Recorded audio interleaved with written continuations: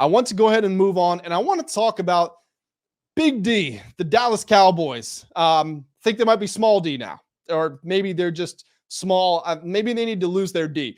As a matter of fact, they do need to lose the D. They're just the Alice Cowboys. There's no defense to be spoken of with this team. I understand that Michael Parsons isn't there. I know that they've had some injuries, DeRon Bland, DeMarcus Lawrence, all that. I don't care, personally. I don't care if you're missing 3, 4, 5, 6, 7 guys. I don't care if you're missing your whole starting 11. You don't give up 47 points at home.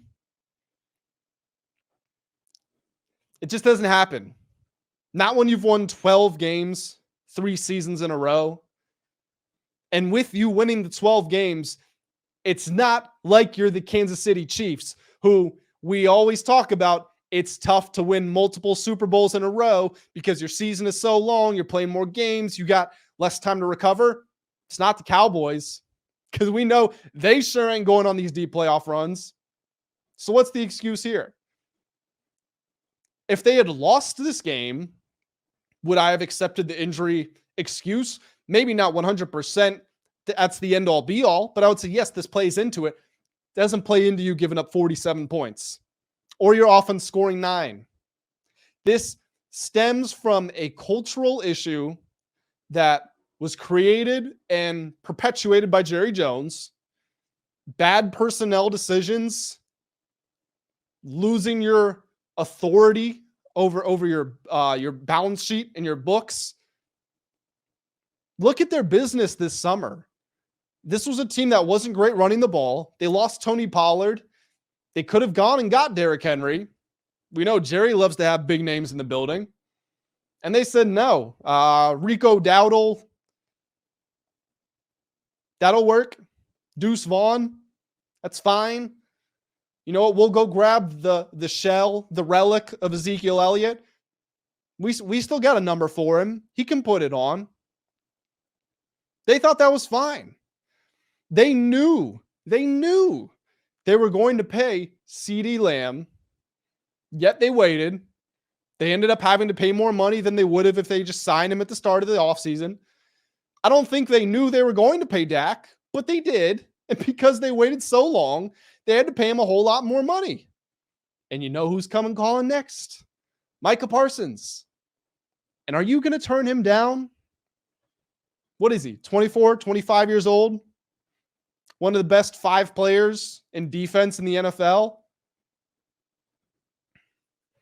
You going to let him go? You going to tell him to kick rocks? I don't think so. And so you're going to have these huge contracts.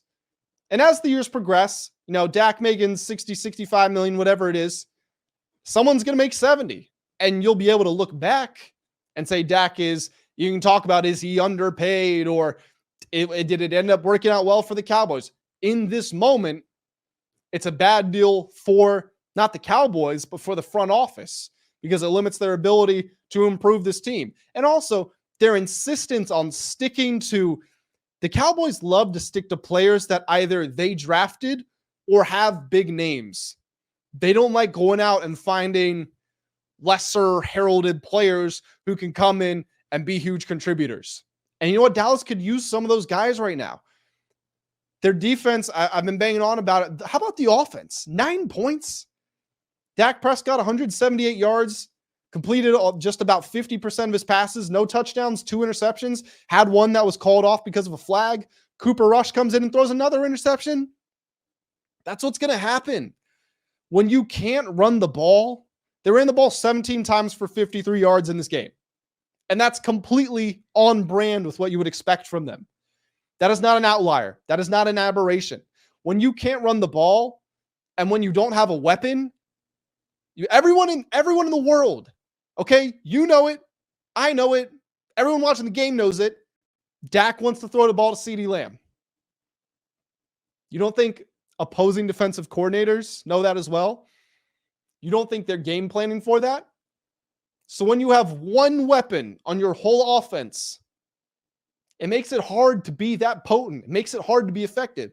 And when your defense can't support you, much less when they can't prevent a team from scoring less than 47 points, you got problems. This team is 3-2 now. They're 0-2 at home, which is weird because they were undefeated at home during the regular season last year. Like, their season's not over by any stretch of the imagination. Sorry, they're 3-3. I said they're 3-2. They're 3-3 now. Their season's not over. They're third in the NFC East. They're a half game behind Philly. They're 1 game behind Washington. They could go on a run, technically, theoretically, but it's not going to happen. I said before the season started, my hot take was that only one team was going to go to the playoffs out of the NFC East. I wasn't sure if that was going to be Philly or Dallas. I had the Commanders finishing 7-10, in my opinion. It could be Washington. It certainly could, but I think it's going to be them or Philly. The sportsbooks favor Philly. I think I favored Washington by the slights, the margins, but it's not going to be Dallas. It's not going to be Dallas. And their upcoming schedule is not easy either. Their next game, they have a bye week next week. After that, they are on the road at the San Francisco 49ers. They're on the road against the Falcons. They come home for the Eagles, but it's still the Eagles. Then they've got the Texans. They go to the Commanders. And all of a sudden, that's not an easy game. The Commanders have, or the Cowboys have owned the Commanders in recent years. That's not an easy game, especially with the groundswell of support that you are seeing from the Washington fans now because they have a real team. Not only is the team better, not only is the coaching staff better, the home field advantage, which has been non-existent for who knows how long, that's going to be a real thing. And let's say Dallas loses to San Francisco. Let's say they split the upcoming 4 games. Again, Niners, Falcons, Eagles, Texans. I think they would take a split in those games. That would put them at 5-5 going on the road to face Washington. It could be a turning point in their season. They could circle the calendar and say, we need this win. And maybe it ends up motivating them to play better. But what if Dallas doesn't split the next 4 games? What if they're 1-3? That puts them at 4-6. What if they're 0-4? That puts them at 3-7. That might be a time in the season where this team folds. There's a lot of things wrong with this team. They don't do a whole lot very well.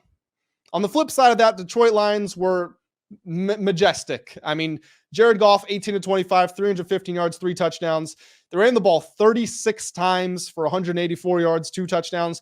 They didn't even have a receiver go over 80 yards. They just had so many weapons. They ran a hook and ladder play to a lineman. That's the type of confidence this team is playing with. They've got the best offensive line in the league. They've got probably the best offensive coordinator in the league. They've got Jared Goff, who is a top 10 quarterback. They've got a top 3, top 4 running game. They've got speed. They've got guys who can expand the field vertically. They've got people who can control the underneath stuff. They got a great tight end. This team has or had it all. The thing that really concerns me moving forward, Aiden Hutchinson suffered a pretty nasty leg injury in this game. Dan Campbell said he's going to be gone for a while. I'm going to tell you right now, it looks like he broke his leg. We might not be seeing him again this season. And that's a real shame because I was getting really confident on picking the Lions to go to the Super Bowl out of the NFC. Without Aiden Hutchinson there, first of all, their run defense is going to take a step back. They're one of the top 2 best run defenses last year. Not quite at that level, but they're still elite this season. Their passing defense has improved. It's not been great or even, I don't think, good necessarily, but with everything else they have, it doesn't need to be great. If they have a league average pass defense with elite run defense and elite all-around offense, again, average pass defense will do. Without Aiden Hutchinson there, it's not a guy who's in the secondary, obviously, but he's not there to speed up the opposing quarterback's timing as much. That gives them more time in the pocket. It's going to make it harder for those guys in the secondary of Detroit. How are they going to respond? I don't know. I still think I have more faith in this team than any team in the conference to make it to the Super Bowl. And while we're here, I actually want to take a look at what the odds makers think about these teams' chances. So I don't currently have conference odds, but if we're looking at just Super Bowl odds, the number 1 team out of the NFC is the 49ers. The Lions are right behind them as the second team. And then it's actually the Vikings in third in odds to win the Super Bowl amongst all NFC teams. So those are the top 3 according to the odds makers. I don't know about the Vikings in third there. And I don't know about the Niners in first. I just don't. But I got a really good feeling about the Lions. Not breaking news to anybody here. They look really good. I'm just excited. This is a fun team to watch.